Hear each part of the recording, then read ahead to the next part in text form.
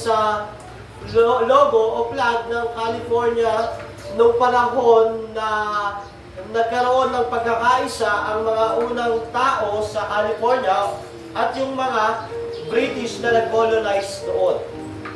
Makikita sa flag na ito na kulay asul, yung isang native na tao ng California o yung mga Indian, kahawak kamay o ka-shake hands yung isang puti na tao at nakalagay doon, United we stand, divided we fall. Makikita natin dito yung shake hands, yung pagkakaisa, pagtutulungan ng dalawang magkaibang etniko noong panahon na yun.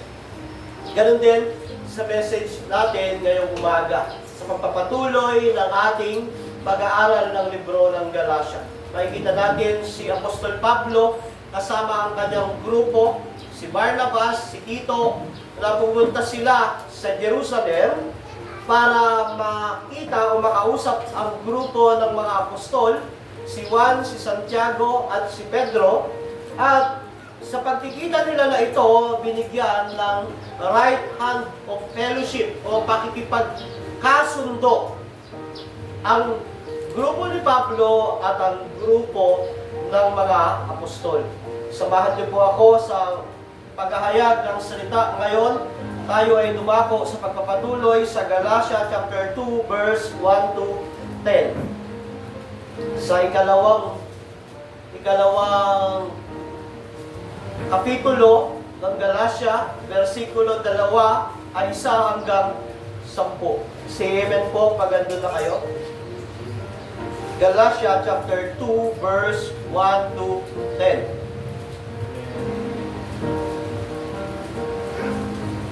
Babasahin ko at sundan ninyo ako sa inyong mga Biblia.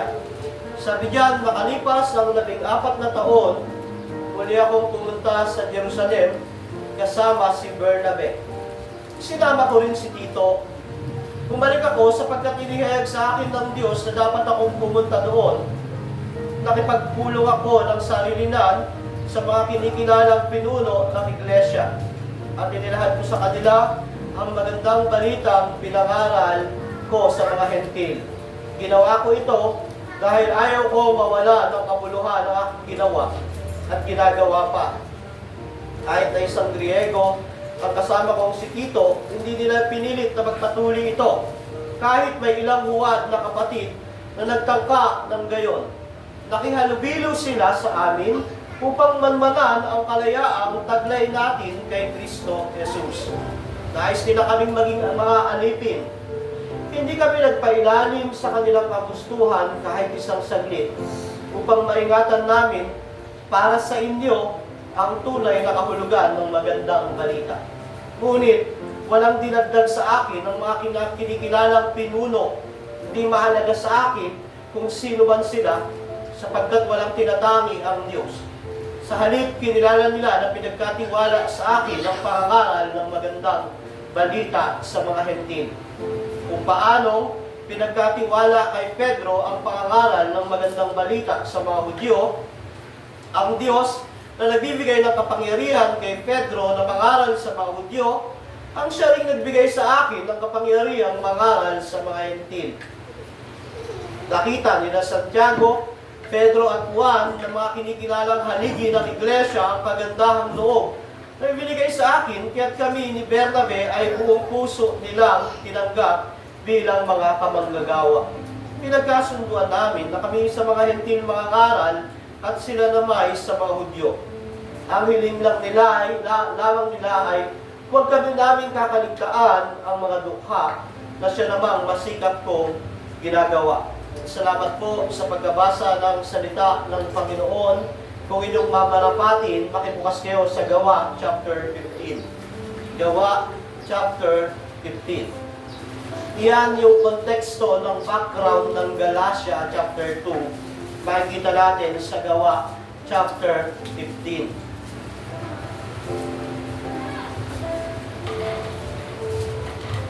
So sabi diyan, may dumating noon na ilang taong mula sa Judea na nagturo sa mga kapatid, kapag hindi kayo nagpatuli ayon sa kaugaliang tinuturing ni Moises, hindi kayo maliligtas. And sumunod na istorya, tinutulan ito nila Pablo at Bernabe.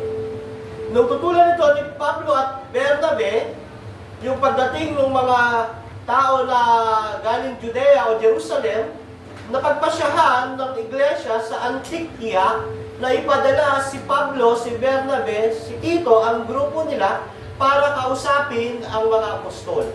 Nung dumating sila roon, sa verse 6, nagpulong ang mga apostol nung ikwento na ng grupo nila Pablo yung nangyayari sa Antioquia at nagpulong ang mga apostol at matatandang namumuno sa iglesia upang pag-aralan ang mga suliraning iyon. Natapos yung mahabang pagtatalo sa verse 7, tumayo si Pedro. Sabi ni Pedro, mga kapatid, nalalaman ninyo na noong mga nakaraang araw, hinirang ako ng Diyos upang mangaral ng mga magandang balita sa mga hentil. Sila naman ay sumampalataya. Kung papaiksiin natin, itinanggap ni Pedro, ni Pablo, ni Santiago na ang mga hentil ay bahagi ng bagong tipan at hindi na nila kailangan tuliin para sila ay maligtas. Yan ang context ng Galatia chapter 2, mababasa natin sa Gawa chapter 15. Sila Pablo ay pinadala sa iglesia sa Jerusalem ng mga church. Ano ba yung bumubuo sa iglesia ng Galatia? Diba? Antioquia, Pisidia, Derbe, Iconio. Ito yung mga church. Nung dumating ang mga Judaizers, mga Hudyo na nagsasabi na kailangan magpatuloy para maligtas, nagkaroon ng kaguluhan. So para maayos ang kaguluhan, pinapunta nila si Pablo, si Bernabe, at si Tito, at yung mga grupo nila para kausapin yung mga apostol para matapos na yung pagtatalo kung ano ba talaga yung dapat gawin ng mga hentil. Kailangan ba nila gayahin yung mga Hudyo para maligtas o kailangan lang nilang sumampalataya kay Kristo para sila ay maligtas? At sa sulat ni Pablo sa Galatia, ito yung kanyang kinukwento para patunayan na tapos na ang mga pangyayaring ito at napagkasunduan na dapat na hindi na kailangang tuliin pa ang mga hentil. At sa chapter 2, makikita natin ang pagpapatuloy ni Pablo sa pagtatanggol sa ebanghelyo ng Panginoong Hesukristo. Sa uling parte ng Galatia, makikita natin na pinagtanggol ni Pablo ang kanyang opisina bilang apostol dahil sinisiraan ito ng mga Judaizers at inaatake. At kailangan ipagtanggol ni Apostol Pablo ang kanyang titulo bilang apostol dahil ang nakasalalay dito ay ang ebanghelyo ni Kristo. Pag napabulaanan ang pagiging apostol ni Pablo, mapapawalang bisa ang gospel na tinuro niya sa mga taga-Galatia at may tatanggal sa pagkakaupo sa trono ang Panginoong Hesukristo.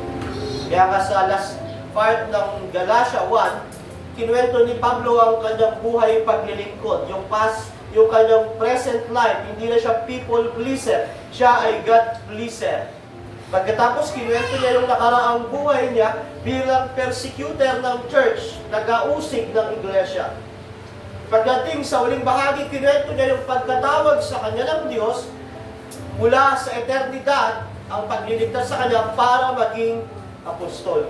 Ngayon, sa Galatia chapter 2, pinagpapatuloy ni Apostol Pablo ang pagbibigay ng kanyang testimonya sa mga taga-Galatia para makita nila yung kamaliang dala ng aral ng mga Judaizers.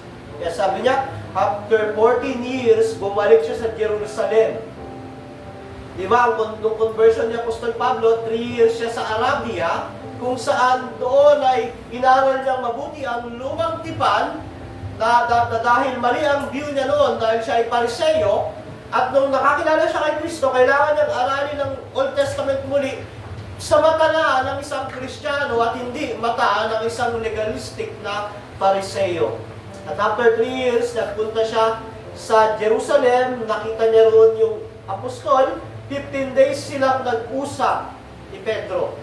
So after noon, lumipas muli ang 14 na taon at muli siyang babalik doon dahil merong kaguluhang dala ang mga Judaizers sa iglesia na kanyang mga naitatan.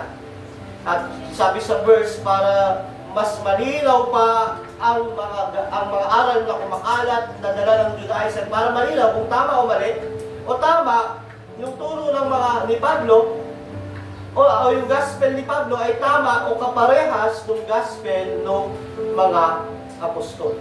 At sa ating message ngayon, makikita natin na privately, nakipag-usap si Pablo sa mga apostol, at sumunod, makikita naman natin yung publicly na pag-atake ng mga Judaizer sa gospel. At pangatlo, makikita natin yung personal na pagsasama ng grupo ni Pablo at grupo ni Santiago para sa gospel. Sa madaling salita, makikita natin yung kaisahan nila.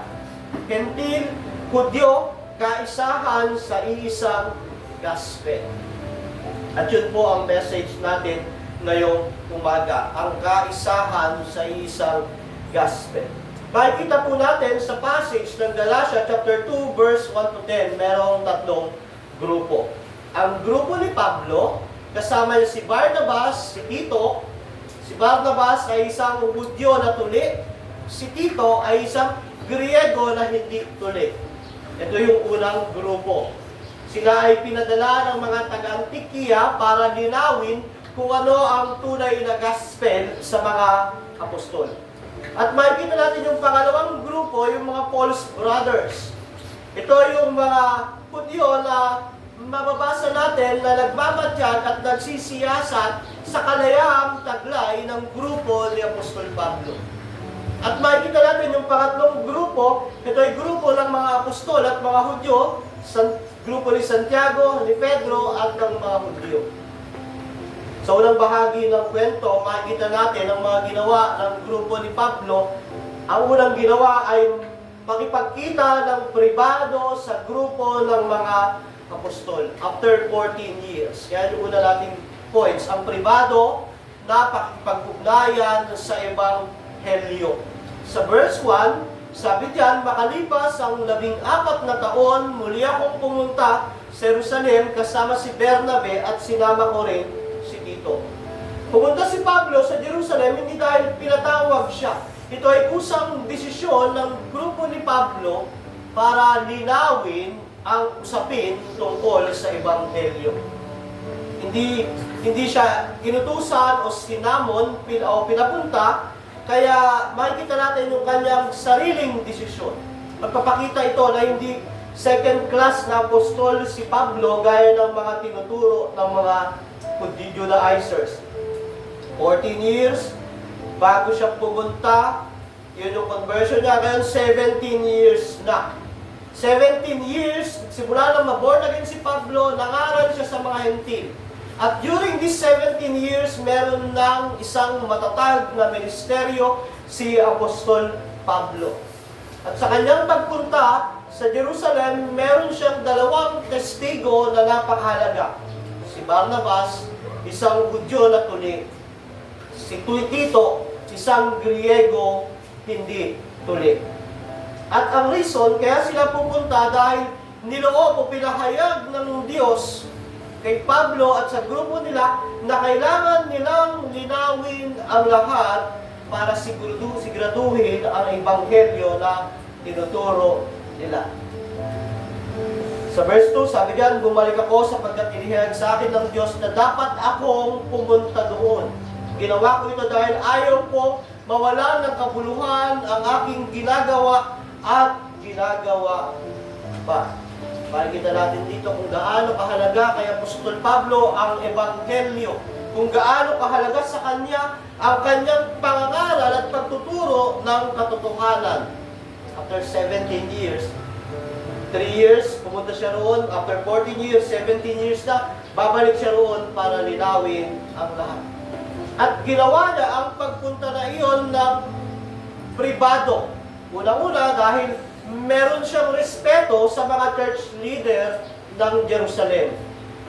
Kaya nung pumunta si Pablo, hindi ka agad nila niya binulgar. Kumbaga, inuna niya ay nakipagpulong siya ng sarilinan sa mga kinikilalang pinuno ng iglesia. merong katalinuhan, merong prudence, merong respeto si Pablo sa mga church leader ng Jerusalem, kaya privately nakipag-usap siya. At para na rin maiwasan yung pagsabog o pag-atake na gagawin ng mga false brother, para maiwasan yung kaguluhan. Nakikita natin dito yung prudence, katalinuhang nagmumula sa Diyos, paggalang na nagmumula sa Diyos para sa ebanghelyo ng Panginoong Jesucristo. Hindi siya kaagad dumiretso sa mga nasa paligid nagtanong-tanong. Doon kaagad siya direkta sa otoridad. At pinag-usapan nila. Ano yung nakikita natin dito? Makikita natin dito na sa ating buhay Kristiyano, dapat meron tayong prudence o katalinuhan sa mga ginagawa natin. Hindi lang tayo basta-basta gagawin na lang na hindi nag-iisip. Dapat merong katalinuhan, merong karunungan, at merong pagrespeto sa mga taong itinalaga ng Diyos sa pangunguna sa iglesia. Apostol si Pablo, kapantay niya si Pedro, kapantay niya si Juan, kapantay niya si Santiago, yet inuna niyang nakipag-usap sa kanila. Sa ating church, napakahalaga niya. Bago natin ikwento sa isang brothers, sa isang sisters, yung nais nating gawin, nais nating malaman, nais nating matutunan, pwede tayong dumirekta sa elder ng church o sa pastor ng church. Mas maganda po iyon. Kasi kung papadaanin pa natin sa iba, kung may ibang motive iyan, meron ng dagdag o meron ng bawas. Mas maganda ang mga bagay na gusto nating matutunan, malaman, gusto nating maganap sa loob ng iglesia ay dali natin ng direkta sa office bearer ng church. Yun ay simbolo ng pagkakaroon ng prudence. Pastor, nahihiya ako. Bakit? Diba? Makikita natin yung ginawa ni Pablo, merong prudence. At dito, makikita natin, nung ginawa niya ito, sa verse 3, sabi ng mga apostol, grupo ni Santiago, sabi diyan, hindi na raw kailangan tuliin si Tito kahit na isang Griego. Diba? Advantage na doon kaagad siya sa mga church leader kaysa doon sa mga tauhan lang. Kasi kung dadaan siya sa mga tauhan na hindi pa malinaw yung gospel, sasabihin lang nila, hindi, kailangan tuliin yan. Huwag mo lang sabihin kay Santiago, kay Pedro, dito pa lang sa baba, kailangan tuliin yan. Pero matalino si Pablo, may wisdom mula sa Diyos. Papadaanin pa niya sa baba, magkakaroon pa ng issue, aakyat sa taas, magkakaroon pa ng kaguluhan. Ginawa niya, direkta sa taas. Bukod doon, may pagpaggalang iyon, show of respect. At alam ang resulta, sabi ng mga sa verse 3, kahit na isang Griego ang kasama kong si Tito, hindi nila ito pinilit magpatuloy. Yung wisdom kay Paul, no? Dalawang klase ng tao ang dala niya. Barnabas, a Jew na tuli. Tito, hentil na hindi tuli. Ipepresent niya sa mga apostol, sasabihin niya, Peter, James, John, ito mananampalataya ni Kristo. Hudyo na tuli, ito mananampalataya ni Kristo. Griego na hindi tuli, ano ang masasabi niyo? Sabay balat ng kasulatan, ito yung nakasabi sa kasulatan. Sapagkat dahil sa kagandahang loob ng Diyos kayo naligtas. Kaya ang resulta, sabi ng mga apostol ng Jerusalem, kahit daw Griego si Tito, hindi na kailangang piliting magpatuli dahil ang kaligtasan ay sa pamamagitan ng biyaya ng Diyos lamang through pananampalataya kay Kristo lamang. At dito sa meeting na ito, malamang habang nag-meeting sila, nung sabihin na, hindi na kailangan tuliin si Tito. Yes! Victory o kalayaang Kristiyano. Malamang nagsisigawan sila nung ideklara ng mga apostol sa Jerusalem na, tinanong ni Pablo, mga kapatid ko na apostol, kailangan bang tuliin ko si Tito para maligtas? Sabi ng mga apostol na mga Hudyo na Jerusalem, hindi na kailangan. Unang hakbang sa tagumpay, malakas na pagsisigaw ng kalayaang Kristiyano laban sa legalismo. Di ba? Ayan ang totoong gospel. Nagpapalaya, hindi umaalipin. Yan ang totoong mabuting balita. Kalayaan. Hindi legalismo. Alam noong June 12, 1898, sa lumang tahanan ni General Emilio Aguinaldo sa Cavite El Viejo, tinaas ang bandila ng Pilipinas at inawit ang ating lupang tinira. Alam niyo ang reaksyon ng mga sundalo roon, sila ay lumuluha, punong-puno ng kagalakan dahil sa wakas nagkaroon ng sariling kalayaan ang ating bansa. Ito ay isang bansa na pinalaya mula sa pang-aalipin ng mga Kastila. Pero ito ang nangyari kila Pablo. Ito ay isang katotohanang pinalaya ng Ebanghelyo sa pamamagitan ng gawa ni Kristo lamang. Pinalaya sa kasalanan, pinalaya sa legalismo, pinalaya sa maling aral at naturuan. Nakita na yung pagliliwanag ng mabuting balita ng Ebanghelyo. At ito ang makikita natin ang pagtatagumpay ng Christian liberty laban sa legalismo. Legalismo kasi yung gusto gawin ng mga Judaizers na ipatuli si Tito.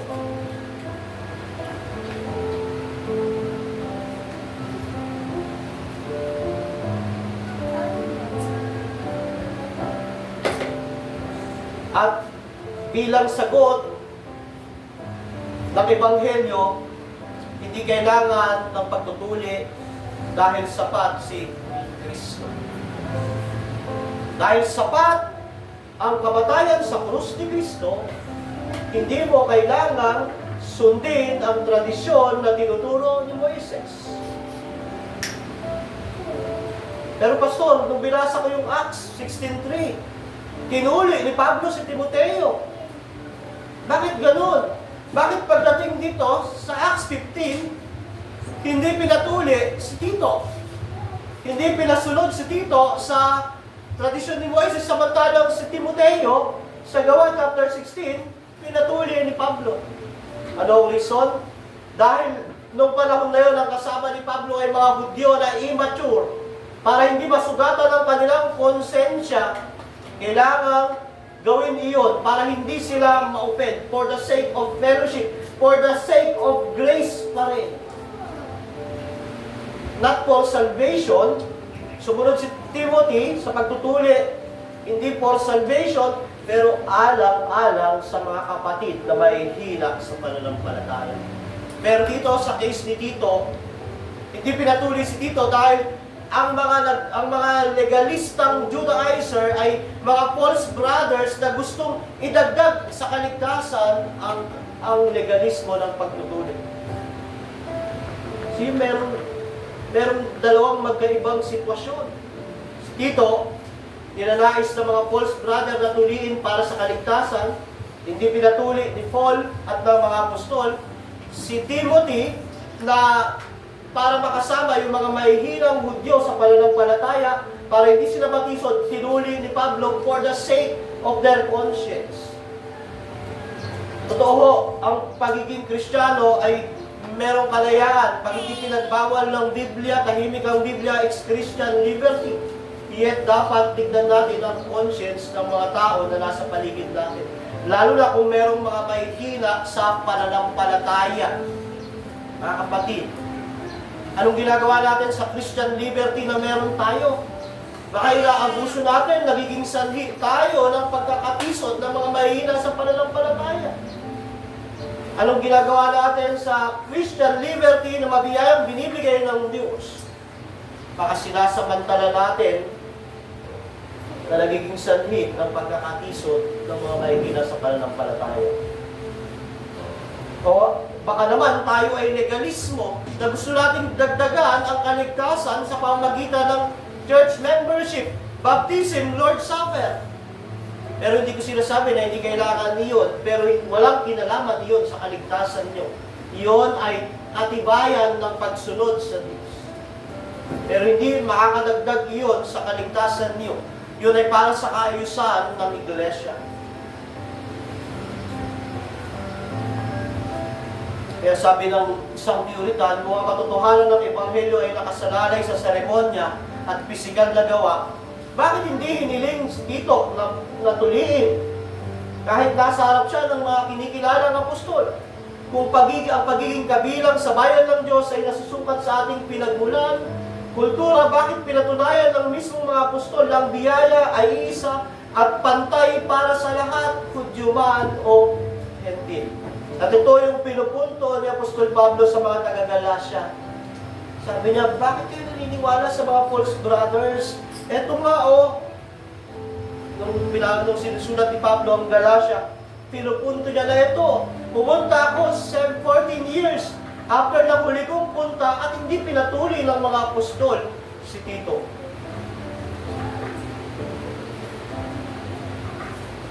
Kaya sa ating buhay, mga kapatid, paghawakan natin ang kalayaang Kristiyano, pero ingatan natin maging sanhi ito ng pagkatisod ng mga mahihina sa pananampalataya.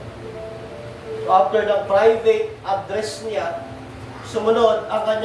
ang sumunod ay yung pampublikong pag-atake sa gospel. Okay na, sinabi ng huwag tuliin. Pero sa verse 4, sabi niyan, may ilang huwad na kapatid na nagtangka ng gayon. Diba yung prudence ni Paul na dumiretso siya sa taas? Ay pagdating pala sa baba, may mga ilang huwad na kapatid na nagtangka ng gayon. At sabi, nakihalubilo sila sa amin upang manmanan ang kalayaang taglay natin kay Kristo Jesus. Nais nila kaming maging mga alipin. Sa verse 5, ano sagot ni Paul?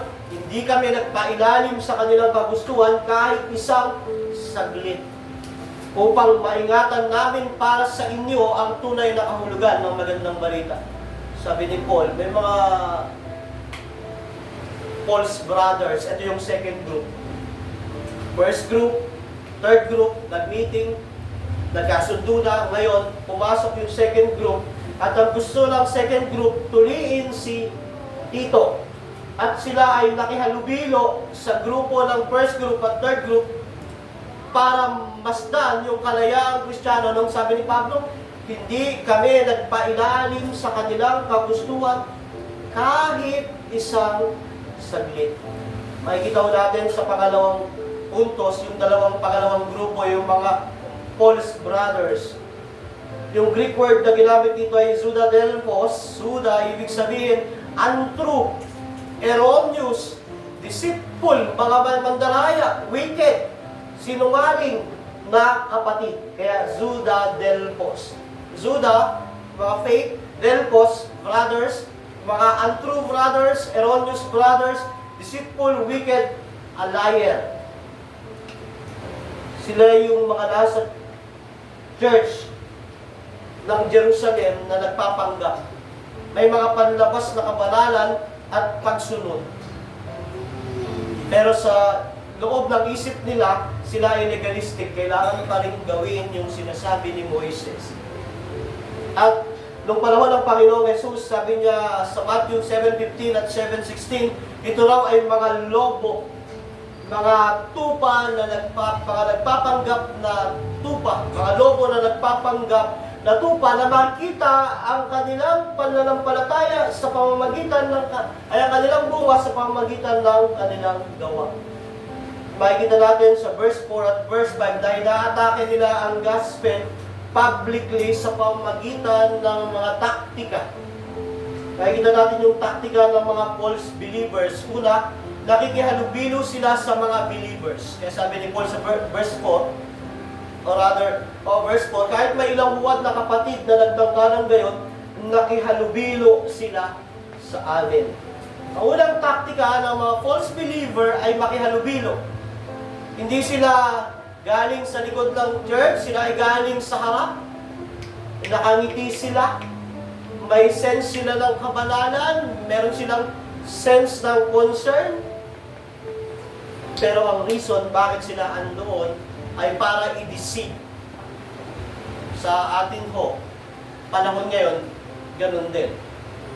Hindi pumapasok ang false teacher na mainitin ang ulo, masama ang ugali, marumi ang pananamit. Ang false teacher o false brothers ay pumapasok lagi na maayos ang pananamit, mahinaw ng pananalita, may testimony ng kabanalan, may concern. Yet, dapat suriin yung bunga ng kanilang pananampalataya. Kaya nga po, napakahalaga ng church membership ng isang local church. Tinitignan kung sino talaga yung totoong sumampalataya kay Kristo. Nagiging maingat sa pagpapasok sa membership. Dahil pagdating ng panahon, ang mga tao na kung makakapagpapasok ng false brothers, magiging problema ng church. Kaya mahalaga ang membership, mahalaga ang church discipline. Merong pagsala ng pagpasok, merong paglabas sa nakapasok, church discipline. Dahil merong mga uwad na mga believers. Sabi dyan, nakikihalubilo sila. Kaya sabi ni Paul, may mga ilang buwad na kapatid na nagtangkalang gayon. At ang ginagawa nila, minamanmanan nila ang kalayaang Kristiyano ng mga tunay na believers. Nag-i-spy sila. Tawag yan ay kataskopeo. Means, masinsin silang nagsusuri, naghahanap ng maipipintas, maisisira sa gospel at doon sa mga mananampalataya. Application nito, mag-ingat tayo sa mga secret na kritisismo. Yung tipong, pag maharap yung pastor, maayos ang sinasabi, pag andyan, dapat pag criticism, pwedeng idirekta ka agad, hindi naman masama yun. Lalo, honest criticism naman. Yung gossip, yung pag-dismiss. O kaya yung sabi-sabi. Alam nyo, yung mga yan ay gawa ni Satanas sa mga false believer para madaya yung mga tunay na believer. Mga spy, nagpapanggap na spy. Noong panahon ng Roman Empire, pagre-reign ng Roman Empire, ang isa sa sikreto ng Imperyong Roma, bakit nasakop nila ang halos buong Europa, Africa, ay pag may nasakop silang tribo, bibigyan nilang laya sa isang kondisyon. Yung mga anak ng mga leader, ipapadala sa Roma para pag-aralin. Halimbawa, itong tribo na ito, nasakop ng Roman Empire. Malaya pa rin kayo kung anong ginagawa nyo. Pero yung anak nyo, dadaling sa Roma para makuha yung kulturang Roma, turong Roma, aral na Roma. Kasi matatanda naman na yung ibang leader mamamatay na kayo. Yung mga anak nyo ngayon, pag nakapag-aral sila sa Roma, pababalikin namin dyan sa inyo, dala-dala ang isang Romanong aral, katuruan at kultura. So ginawa nila ito sa isang German na bansa at kinuha nila yung anak ng isang leader na ang pangalan ay Arminius. Si Arminius, meron siyang mga kababata at kaibigan, namulat siya na tama yung Rome. Pero dumating ang panahon, nakita niya yung estratehiya, panlilinla at pandaraya ng Roma para maalipin yung kanilang tribe. Naging double spy si Arminius. At sa battle sa Germany, sa isang gubat doon, pinakita ni Arminius ang kanyang tunay na kulay at natalo ang Imperyong Roma sa mga German tribe. At dito makikita natin yung laki ng epekto ng isang espiya sa loob ng isang imperyo. Ganun din ho yung laki ng epekto ng isang false believer sa loob ng isang lokal na iglesia.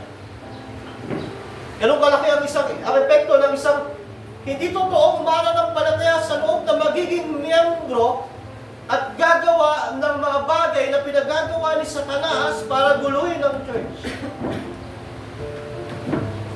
Magkukos yun ng discouragement, magkukos yun ng pag-aaway, magkakos yun ng disunity, magkakos yun ng kaguluhan. Pero alam nyo,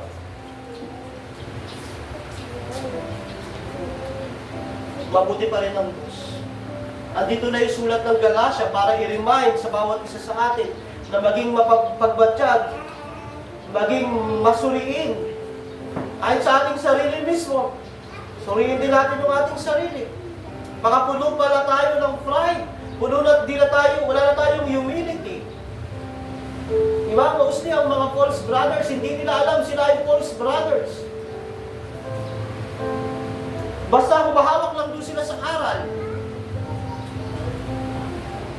Sumunod, sabi doon, hindi lang minamatyagan yung kalayahang Kristiyano, minamaliit din nila ang otoridad at tinataas nila ang kanilang authority. Sabi diyan, sumunod, nais nila kaming maging alipin. Sabi ni Pablo, nais ng mga false brothers ng pangalawang grupo na kinalubilo sa kanila na sila ay gawing alipin. Na gustong sabihin ng mga brothers na ito, dahil mga Hudyo kami, tuli, galing sa amin si Jesus, kayo, mga Gentiles, ng grupo nyo, second class lang kayo ng mga Kristiyano. Bukod doon, dinidiscredit nila si Paul bilang second class na apostles lang. At tinataas nila ang kanilang sarili dahil sila ay mga Hudyo. Isa rin ito sa gawa ng false brothers. Minamaliit ang authority ng Scripture. Minamaliit ang authority ng local church. Minamaliit ang authority ng offices ng local church. Para itaas ang kanilang sarili. Para pagpurihan ang kanilang sarili. Kaya napakahalaga na doktrina ng Iglesia ang sola Scriptura. Na ang authority ay ang Biblia, hindi yung pastor, hindi yung leader. Pag sinabi ng Biblia, ito ang tinuturo ng Biblia, kahit anong gawin ng mga leader, ng pastor, wala na, tapos na, nagsalita na ang Biblia. Pang-apat na taktika nila, nagdadagdag sila ng legalismo sa gospel. Nais nilang tuliin si Tito. Sabi sa verse 4, kahit may ilang huwad na kapatid na nagtangka ng gayon. Alam niyo, ang agenda ng false brothers ay magdagdag sa gospel. Yes, naniniwala sila sa gospel, pero laging may kulang. Kailangan dagdagan ng either kasikatan, pera, popularidad. O kaya naman, legalismo. At sa takdang panahon, lalabas ito. Kaya nga napakahalaga ng discernment ng bawat Kristiyano. Nagmamature dapat tayo sa discernment. Pag-aaral ng salita. Na pag pinagsasalita sa harap ninyo, hindi lang kain lang kayo ng kain. Kumbaga, titignan nyo kung ano ang tinutumbok ng tagapagturo. Tinutumbok ba noon si Kristo? Ang gospel? Ang authority ng salita ng Diyos? O yung sarili niya gusto niyang itaas? O gusto niyang dagdagan pa yung ebanghelyo ng mga bagay na halimbawa, pera, kasikatan, popularidad. Kaya mag-ingat po. This is how Satan works to attack the gospel. Ganito, inaatake ni Satanas ang gospel. At yung mga taga-Galatia na mga believers ito, mga Kristiyano ang mga taga-Galatia, mga kapatid, pero sila ay nadaya, na-deceive. Kaya sa sulat ni Paul, bakit kayo tumalikod? Tumalikod nasa biyaya na kayo, bumalik pa kayo sa kautusan. Kaya po, mahalaga ng ating mga nagtuturo sa atin, kasama natin ay ating sarili. Habang tinuturo ba sa atin yung mga natutunan natin, nailalapit ba tayo sa Diyos? Nailalayo ba tayo sa kasalanan? Nalalapit ba tayo sa ginawa ni Kristo sa krus ng Kalbaryo? O nagiging man-centered tayo na ako, para sa akin? Delikado po yun. Pag gano'n ang yung turo, doon patungo sa pagiging man-centered para pagpalain ka, para sa pangarap mo, para sa buhay mo, pero hindi nakapatungkol sa kasalanan, sa kabanalan ng Diyos, at sa mabiyayang pagliligtas ni Kristo. Tignan natin yung mga aral na ating narinig, baka nagiging blessing-centered na tayo. Mahilig tayong mag-post sa Facebook, pero ang reason noon, blessing-centered, hindi Christ-centered. Self-centered, nakasentro sa atin. Kaya kung ang ipopost natin ay secular, mas mainam, walang Bible verse. Kasi baka lumabas, ginagamit lang natin yung salita ng Diyos sa mga sarili nating hangarin. Di ba, uso ngayon yan eh. Yung basketball player, si Stephen Curry, sabi niya, I can do all things through Christ to strengthen me. Alam ba niya na ang sumulat noon ay nakabilanggo? Ang sumulat noon ay isang dating popular na tao, si Pablo, mayaman, nasa kanya lahat. Iniiwan niya ang kasikatan, nakabilanggo. Binabantayan ng mga gwardya, inaalipusta ng mga tao sa paligid. At nakatalikala, tapos susulat ni Pablo, I can do all things Christ to strengthen me. Na pagpapakita na mapagtatagumpayan ko ang paghihirap man. Diba? Kaya hindi lang naman yung taktika ng false believer ang dinitalya ni Pablo, yung panlaban din sa tunay na believer. Sabi ni Paul, hindi kami nagpailalim sa kanilang kagustuhan kahit isang saglit, upang maingatan namin para sa inyo ang tunay na kahulugan ng magandang balita. Paano magtagumpay laban sa mga false teaching, false brothers? Huwag magpailalim sa mga ito. For the sake of the gospel, for the sake ng mga immature believers, sabi ni Pablo, hindi kami nagpailalim kahit isang saglit. Wala akong submission ang true believers sa mga false believers. Pwede tayo magbigay ng charity, awa, pero yung magpapailalim tayo sa kanila, magpapasakop tayo sa kanila, amen tayo sa kanila, hallelujah tayo sa kanila, iyon ay isang maling gawain. Dahil pag nagpailalim ang true believer sa false believer, tinatakwil niya ang tunay na gospel, tinatakwil niya si Kristo at nagiging sanito ng pagkatisod ng mga batang mananampalataya o nagiging sani siya ng pagkakasala ng kanyang kapwa. Sinasabi ni Jesus, mas maganda pang bitinan sa liig ng gilingang bato at ihagis sa dagat kaysa maging sanhi ng pagkakasala ng kanyang kapwa. Kapag ikaw, true believer ka, umuupo ka sa teaching ng false believer, nakiki-amen ka, nagpapasakop ka, tinatakwil mo ang tunay na gospel. Tinatakwil mo si Kristo. Sabi ko, hindi, kahit isang saglit. Hindi kami nagpailalim sa kanilang kagustuhan for the sake na maingatan namin yung gospel pag binigay namin sa inyo. Kaya maging mapagbantay. Huwag makiayon sa mga maling aral. Huwag magpasakop sa mga false teacher at teachings dahil ito ay kasalanan sa Diyos. Kung nakikisama ka at nakikibahagi dito, ikaw ay nagkakasala at naisasama ka sa pag-atol ng Diyos. Mabigat yung pananalitang ito, pero ito ang tinutukoy ni Pablo nung sabi niya, hindi kami nagpasakop kahit isang saglit. Alam nyo, kahit isang saglit, yung malamang, ito yung mga Judaizers, may dalalang labakayan sa kayong obra na gano'n. Hawakan nyo si Tito. Tutulihin na natin, sabi ni Paul. Hindi. Pero sa panahon natin, hindi ganyan. Ang false teachings, false brothers, daladalang Biblia, daladalang gospel, pero laging may kaakibat. Hindi sapat yung kaligtasan na gawa ni Kristo. Minsan naman, sinasabi nila, sapat, pero kailangan mo ito. O kaya naman, sapat, pero may karagdagan. Anong karagdagan? Kailangan may gagawin ka. Magbibigay ka.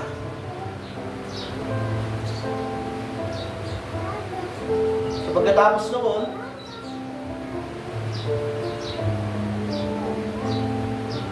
nagsalita muli si Pablo, hindi kami nagpasakop. Ngayon, makikita natin yung pagsasama ng unang grupo at ikatlong grupo.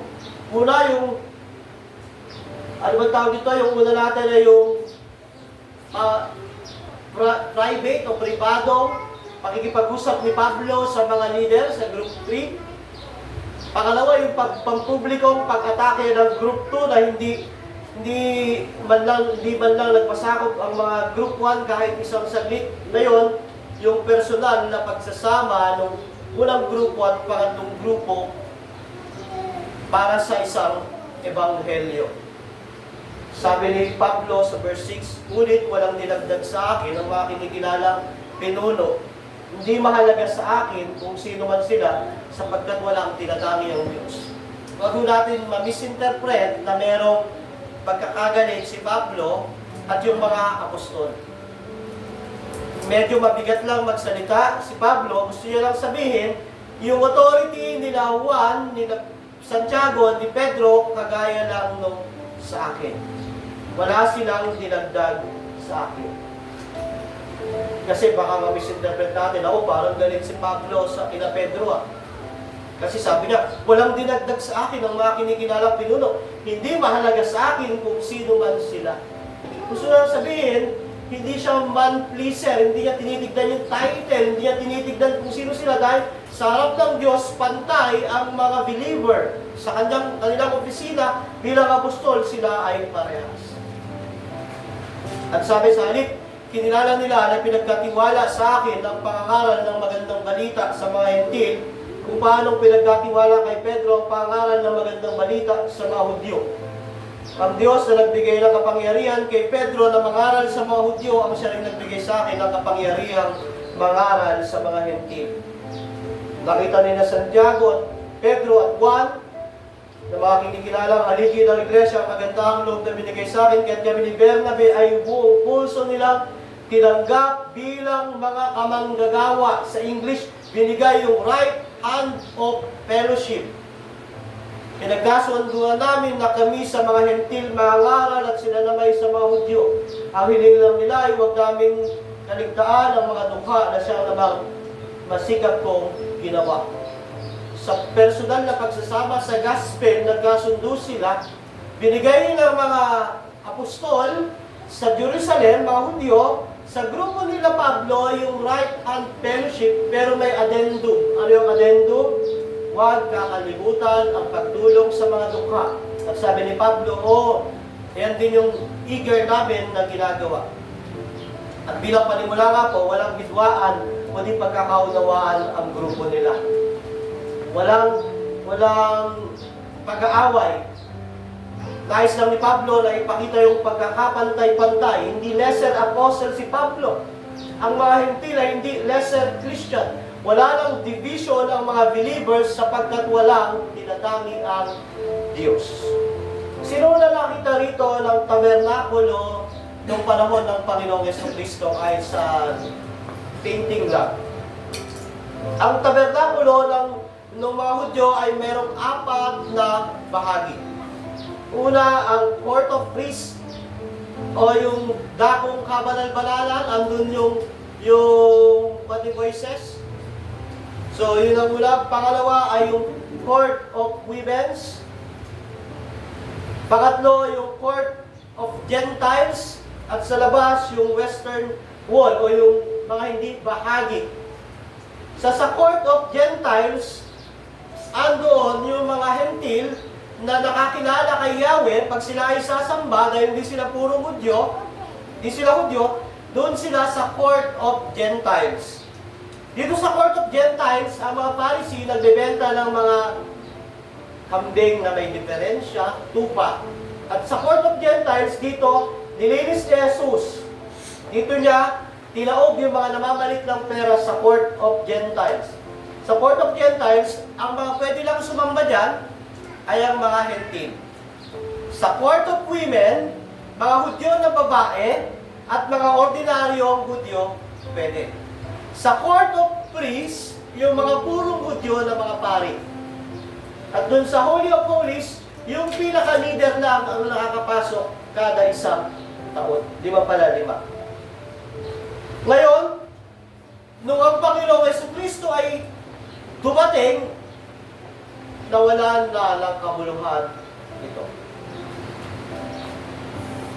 At noong 80-70 nga po, tuluyan ng nawasak ang templo. Actually, nung pagkamatay ng Panginoong Jesucristo, nahati yung kurtina, nag-divide sa pagitan ng dakong banal at dakong kabanal-banalan. At noong 80-70, nawasak ng tuluyan ng templo, pagpapakita na wala ng pagkakaiba ang Hudyo, ang hentil, ang babae, ang lalaki, lahat ng nakay Kristo ay pwede nang dumiretso sa Ama sa pamamagitan ng pananampalataya kay Kristo. Wala nang division ang mga believers. Kaya sabi ni Pablo rito, kinilala nila ang pinagkatiwala sa akin na tagapangaral sa Entil, kung paano si Pedro ay tagapangaral sa mga Hudyo. Meron na lamang isang ebanghelyo para sa lahat ng lahi, uri, edad at kultura. At ang reason kaya dinala ni Pablo si Barnabas at si Tito para patunayan na ang karyan ng Diyos, ang bagong tipan ng Diyos, ay hindi na nakabase sa lahi, sa uri, sa kultura. Ito ay nakabase na kay Kristo sa kanyang natapos na gawa sa krus ng Kalbaryo. Wala nang division ang templo. Noong 1870 nga po, nawasak ito. Hanggang ngayon, hindi na naitatayo. At hindi na maitatayo ang templo. Bakit? Kasi nga, natapos na ang gawa ni Kristo. Tandaan mo natin, ang pwede lang mauna sa templo ay mga Levita. Nung nawasak ang templo noong 1870, wala nang nakakaalam kung sino ang mga Levites, kaya hindi na pwedeng maitayo uli ang templo. Dahil ang templo ng Diyos ay ang mga mananampalataya na, gaya ng sinasabi ng unang Korinto 3:16-17, kayo ang templo ng Diyos, kaya ingatan niyo ang inyong katawan. Kaya ano ka man, anong lahi ka man, anong uri ka man, anong kultura ka man, basta ikaw ay na kay Kristo, ikaw ay nasa Diyos. At ganito ang kapangyarihan ng Ebanghelyo. Galing ito sa Diyos. Pinagbuklod ng gospel ang mga Hentil at mga Hudyo. Ni-unite, pinagkaisa, pinagsama. Ano bang dahilan? Bakit nagkaroon ng ganitong division ng Gentiles, ang Jew? Alam niyo ang dahilan ng kasalanan. Dahil sa kasalanan, merong division. Dahil sa pagsuway nila Adan at ni Eva, nagkaroon ng division. Yan ang epekto ng kasalanan. Pero ang kapangyarihan ng Ebanghelyo ay pagsamahin muli ang pinaghiwalay ng kasalanan. Sino nakaalala nung lecture natin sa Tower of Babel? Dahil sa sin, di ba, ginulo ng Diyos ang language ng tao. Dahil gusto ng tao umakyat sa tore ng Babel, gusto niya magtayo ng tore na kasing taas, nalalampas sa Diyos. Ito ay pagpapakita ng pagbabalaki, pride, rebellion, sasamba siya sa ibang Diyos. Ginawa ng Diyos, bumaba siya, ginulo sila, dinivide dahil sa kasalanan. At dahil sa Ebanghelyo naman ng Panginoong Jesucristo, ang pinaghiwalay ng kasalanan, pinagsasama muli ng krus ng Panginoong Jesucristo. Kaya sa verse 9, nagbigay ng right hand of fellowship si Santiago, si Pedro at si Juan kila Pablo. Ano ba yung right hand fellowship? Ito ay symbolic act na nagpapakita ng formal recognition sa apostolic authority ni Pablo at vow ng kanilang partnership sa isang misyon, sa isang layunin, na merong isang pagkakaisa, isang gospel sa kabila ng merong pagkakaiba. Ganun mo ang ating church. Every time na inaabot natin ang ating kamay sa ating kapatid, sinasabi natin na meron tayong isang Panginoon, isang tagapagligtas, isang misyon.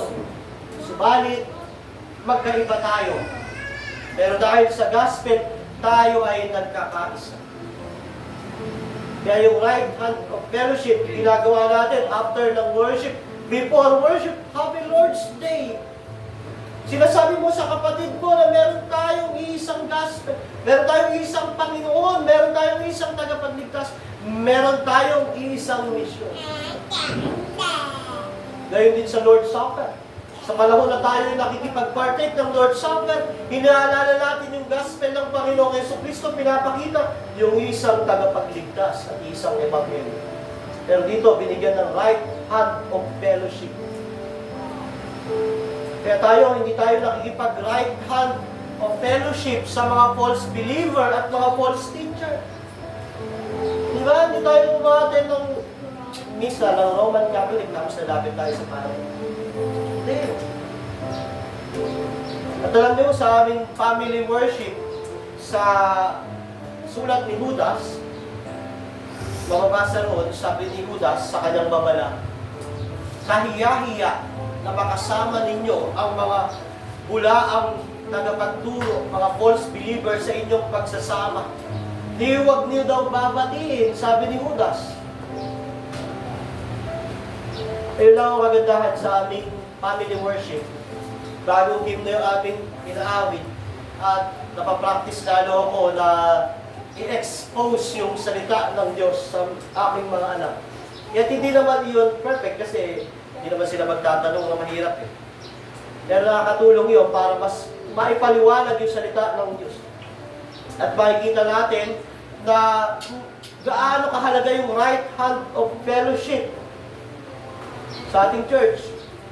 Every time na nilatag mo yung kamay mo sa kapatid mo sa pananampalataya, pinoproclaim mo yung pakikipag-isa sa Kanya. Pakikipagsama sa isang misyon, pakikipag-partner sa Ebanghelyo ni Cristo. Hindi lang mo yung nakasanayan natin kasi dahil palaging ginagawa, minsan wala nang value. Hindi na alam yung value, hindi nakakaalam yung significance ng mga ginagawa sa isang lokal na iglesia. Dahil pinapractice yun ng walang kaalaman at narunungan ng mga tao. Pero yun ay tungkol sa isang misyon, isang layunin, isang pagkakaisa, pero merong pagkakain. Every time na nakikipagkamay tayo, sinasabi natin, magkasama tayo kay Kristo. Magkasama tayo sa Ebanghelyo. Magkasama tayo sa pangangaral nito sa mga taong wala pa kay Kristo. At ang resulta ng ganitong gospel ay mabuting gawa. Sabi ni Santiago kay Pablo sa verse 10, ang hiling lang nila lamang nila ay huwag namin kakaligtaan ang mga dukha na siya namang masikap kong ginagawa. Sa uli, ang tagbili ni Santiago after na ibigay yung right hand of fellowship ay dapat ipakita yung kanilang pananampalataya o yung gospel through good works. Bakit? Sabi po ni Santiago, faith without works is dead. Kung ang gospel ni Pablo ay tunay, then it will bear a fruit of good works. Gayun din po sa atin. Kung tunay ang ating gospel, magbubuhay ito ng mabubuting gawa. At magtatapos ako sa isang talata. Itong sinasabi ng Matthew 27:50 verse 51. Nung mamamatay na ang Panginoong Yesus, sumigaw si Jesus ng malakas at siya'y nalagutan ng hinaga. Biglang nahati ang tabing ng tabernakulo mula sa itaas hanggang sa ibaba. Nayanig ang lupa at nabiyak ang mga bato. Sa kamatayan ni Kristo, tinapos niya na ang paghahati ng iba-ibang uri, iba-ibang lahi, iba-ibang kultura at pinagkaisa niya ito sa isang ebanghelyo. Kaya ang lahat ng nakay Kristo ay meron lamang isang ebanghelyo. Ito ang message ni Pablo sa mga taga-Galacia. Merong isang gospel, walang dagdag, walang bawas. Sa atin din po, kung tayo ay nakay Kristo, wala lang pagkakaiba sa harap ng Diyos. Ano man ang ating uri, lahi, kultura, lahat tayo sa paningin ng Panginoong Diyos ay pantay-pantay. Pero kung ikaw ay wala pa kay Kristo, hindi mo pa nauunawaan ang Ebanghelyo, nais kong sabihin sa iyo na wala kang kaligtasan kung wala sa iyo ang Ebanghelyo ng Panginoong Jesucristo. Nais kong sabihin sa iyo na hindi biyaya ng Diyos ang nag-aantay sa iyo kung ikaw ay wala pa kay Kristo, kundi paghatol lang. Kung ang mga mahal mo sa buhay ay wala pa kay Kristo, hindi biyaya, paghatol ang nag-aantay sa kanila. Kung ikaw naman ay sinasabi mong wala kay Kristo, pero nagpapasakop ka sa maling ebanghelyo, nagdadala ka ng maling aral, kagaya ng mga false brothers, nakikiayon ka sa mga maling aral, dapat kang magsisi dahil iyon ay paglapastangan sa Ebanghelyo at paglapastangan kay Kristo. Dapat kang magsisi, talikuran at layuan ang mga ganitong gawain dahil hindi ito nakalulugod sa Diyos. Manatili ka sa puro malinis na Ebanghelyo ni Kristo. Kung dating gayahin ng mga taga-Galasya, ang biyaya nito, pinapabasa sa atin ng Diyos ang libro ng Galasya para pag dumating ang panahon, maharap tayo sa mga umatake sa Ebanghelyo na nagkalat sa mundong ito, meron tayong panlaban dito. Ano iyon? Huwag tayong magpasakop, kundi manatili tayo sa puro at tapat na Ebanghelyo ng Panginoong Jesucristo. Gawa mga kapatid, kung ikaw ay wala kay Kristo, ngayon ay oras, mampalataya ka sa Kanya, magsisi ka, talikuran ng kasalanan mo at panatiliin mo ang paghawak sa tunay na Ebanghelyo. At kung ikaw ay wala kay Kristo, manatili ka sa Ebanghelyo yan, pagyamanin mo araw-gabi, bulay-bulay mo, ipanguhay mo at ibahagi ito sa mga taong wala pa kay Kristo. Pag sa ganon, maligtas sila. Tayo po'y manalangin, Panginoon, salamat po sa reminder sa amin. Tunay nga po na napakabuti mo, meron lamang isang gospel. Meron kaming pagkakaisa, despite na meron kaming pagkakaiba sa aming mga ugali, pagkakaiba sa aming mga pinagkamulatan, kaiba sa aming estado, pero merong isang Ebanghelyo na nagbubuklod sa amin. Nawa patuloy namin i-extend ang right hand of fellowship na ibinigay mo sa pamamagitan ng gospel, Panginoon. Muli, samahan mo kami palagi, pagkaisahin, at patuloy na paunlarin sa paglago sa biyaya. Ito po lahat ay aming samot panalangin sa pangalan ng Panginoong Jesus. Amen.